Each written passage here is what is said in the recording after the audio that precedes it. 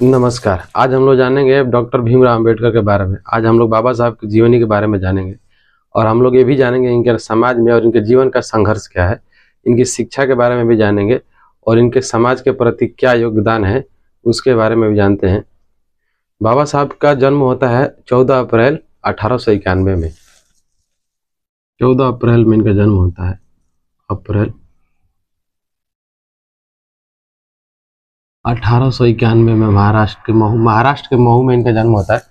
उस समय मध्य प्रदेश महाराष्ट्र प्रोविंस में ही आता है।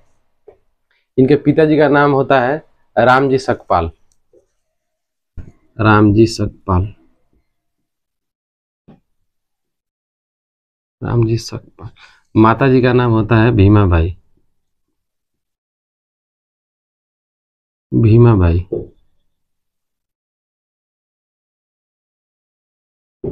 भीमाबाई इनके माता जी का नाम होता है भीमाबाई।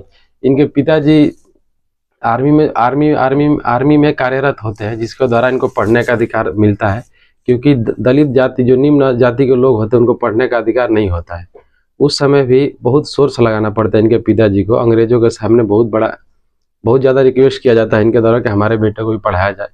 उनके द्वारा, अंग्रेजों के द्वारा तो मान लिया जाता है, लेकिन यहाँ के जो शिक्षक होते हैं, शिक्षक के द्वारा एक शर्त रखा जाता है कि बाबा साहब स्कूल में ना पढ़ के ये बाहर पढ़ेंगे और बाहर से ही बैठ के पढ़ेंगे। ये अपनी पूरी पढ़ाई क्लासरूम से बाहर ही करते थे और इनको जब भी प्यास लगता था तो ये घर जाके पानी पीते थे, क्योंकि इनको मटका से पानी पीने का अधिकार नहीं था।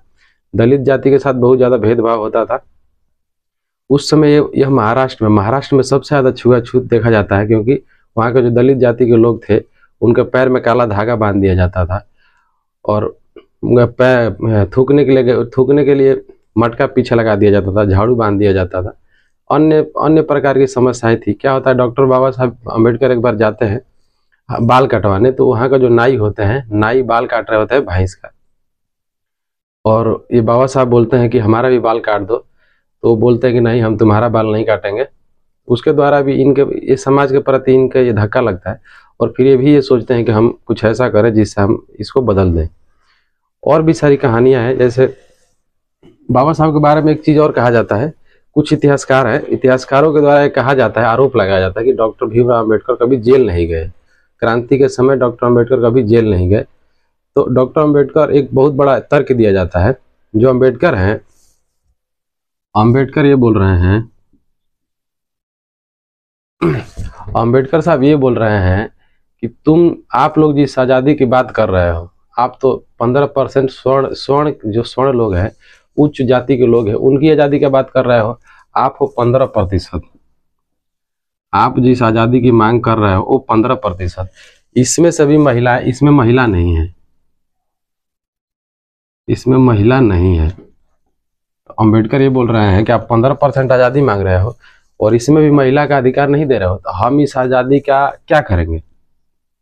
डॉक्टर अम्बेडकर यही बोल रहे हैं कि जब तुम आज़ादी मांग रहे हो, हम 15%, आप ले रहे हो 15% आज़ादी, उसमें भी आप महिला को बाहर किए हो, तो हम इस आज़ादी का क्या करेंगे। तो डॉक्टर अम्बेडकर का जो सवाल है आज भी कोई जवाब नहीं दे सकता।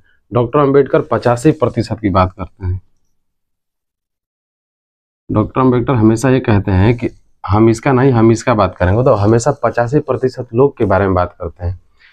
डॉक्टर अम्बेडकर के द्वारा ही वो SC ST OBC का क्राइटेरिया बनाया गया और जिसके द्वारा वर्तमान समय में आरक्षण का प्रावधान किया गया। SC ST OBC का वर्ग का प्रावधान किया गया। डॉक्टर अम्बेडकर के पास 32 डिग्रियाँ थी। इनके पास 32 डिग्रियाँ थी। ये 32 डिग्री थी। उसके बाद इनके पास 9 भाषाओं का ज्ञान था। 9 भाषाओं का ज्ञान था। ये 9 भाषाएं जो थी, ये पढ़ना, लिखना, बोलना सब जानते थे, दोनों हाथ से लिखते थे। डॉक्टर अम्बेडकर क्या होता है कि लंदन स्कूल ऑफ इकोनॉमिक्स से एक 8 साल की डिग्री होती है। ये होती है डिग्री 8 साल की। इसको ये पूरा करते हैं 2 साल 3 महीना में 8 साल की जो डिग्री होती है इसको पास कर लेते हैं। इसके द्वारा दुनिया में डॉक्टर अम्बेडकर हैं, दुनिया में सबसे ज़्यादा मूर्ति किसी की पाई जाती है तो डॉक्टर अम्बेडकर हैं। भारत में भी इनकी मूर्ति 1950 में कोल्हापुर में लगाई गई थी। बाकी अन्य सारी समस्याएं थी, जैसे 1990 में इनको भारत रत्न भी दिया गया था।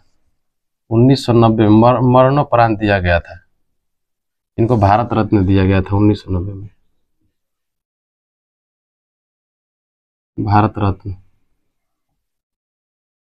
6 दिसंबर सन 1950 को इनके देहांत, 56 में देहांत हो जाता है। इनका देहांत हो जाता है 1956 में। इनके ये 21 साल तक धर्म का अध्ययन करते हैं। 21 साल तक, 21 वर्ष लग जाता है ये धर्म के बारे में अध्ययन करते हैं। उसके बाद ये बौद्ध धर्म छोड़ते हैं, क्योंकि हिंदू धर्म त्याग देते हैं। डॉक्टर अंबेडकर और गांधी के बीच एक तर्क होता है। तो गांधी जी जो बात करते हैं, हाइपोथेटिकल बात करते हैं। गांधी ये बोलते हैं कि तुम पढ़ो लिखो, खूब पढ़ो, आप वकील का वकालत करो, लेकिन जो तुम्हारा सामाजिक कार्य, जो तुम्हारा पूर्वज करते हैं वो काम करो। लेकिन डॉक्टर अंबेडकर कह रहे हैं कि क्यों, एक ही वर्ग के लोग ही एक ही कार्य को क्यों करेंगे, ऐसे होता है।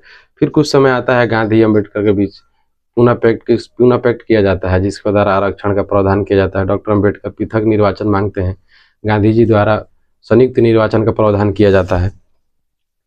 उसके बाद इनके पास 3 पीएचडी की डिग्री होती है। और डॉक्टर अंबेडकर का विवाह हो जाता है 14 वर्ष की उम्र में इनका विवाह हो जाता है रामाबाई से। 14 वर्ष में इनका विवाह हो जाता है, नहीं 14 वर्ष में इनका विवाह हो जाता है रामाबाई के साथ।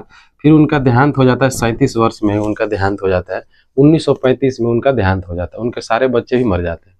फिर इनकी दूसरा विवाह होता है सविता अम्बेडकर से। सविता अम्बेडकर होती है ब्राह्मण परिवार